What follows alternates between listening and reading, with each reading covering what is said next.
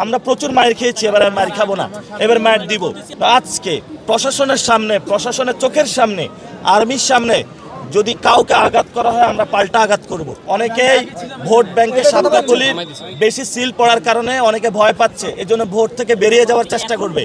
আমরা তাদেরকে বলবো খেলার মাঠে থাকুন, ভয় পাবেন না, 90 মিনিট খেলায় থাকুন এবং টেস্ট ম্যাচ খেলতে নামছি, খেলায় থাকবেন, খেলা থেকে উঠবেন না।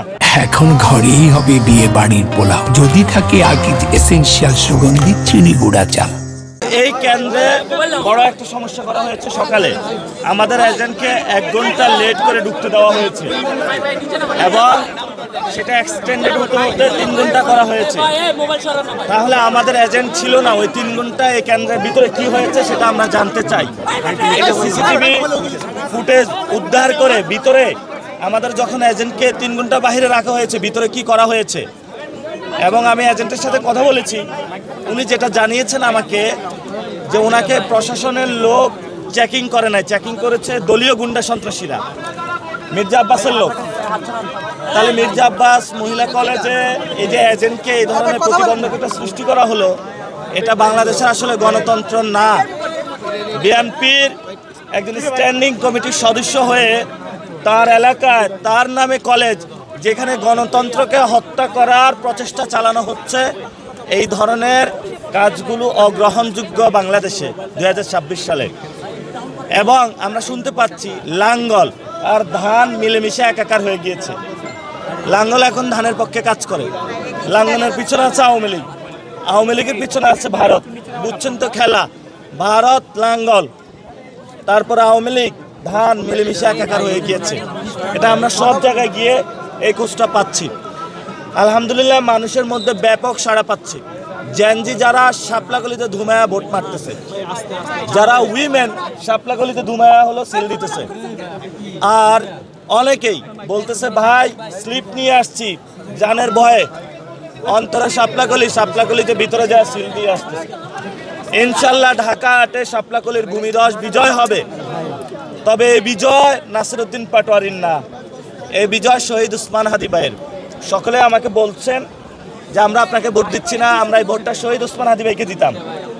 শহীদ উসমান হাদি ভাইয়ের ভোটটা আপনাকে দিচ্ছি। ফলত শহীদ উসমান হাদি ভাইয়ের হত্যাকাণ্ডের যে বিচার, এটা আমাদেরকে করতে হবে। আর আমি ঘোষণা দিয়েছি, যারা আমাকে কটু কথা বলেছে, খারাপ কথা বলেছে, মায়ের দিয়েছে, আমরা তাদেরকে ক্ষমা করে দিয়েছি। আসুন ঐক্যবদ্ধভাবে কাজ করব। ইনশাল্লাহ আমরা জয়ী হলে আল্লাহর ইচ্ছায় সকলকে নিয়ে কাজ করব। তবে যারা সন্ত্রাস, চাঁদাবাজ, দখলদারিত্ব করে, তাদের হাত দিয়ে আমরা প্রশাসন দিয়ে গুঁড়া করব। তাদের বাংলার জমিনে কোনো স্থান নাই। জালেমদেরকে আমরা বাংলার জমিন থেকে উচ্ছেদ করব এবং এখানে মজলুমরা যে নির্যাতিত, নিপীড়িত, তাদের অধিকার ইনশাল্লাহ প্রতিষ্ঠা করব।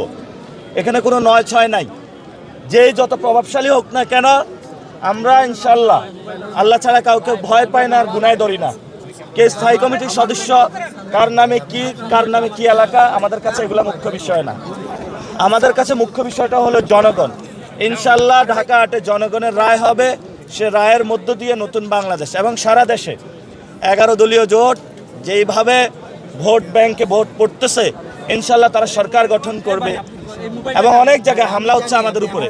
আমরা আমাদের নেতাকর্মী যারা মানুষকে নির্দেশনা দিয়েছি যে কেউ যদি হামলা করতে আসে আপনারা প্রশাসনকে জানাবে, আপনারা হামলা করতে যাবেন না।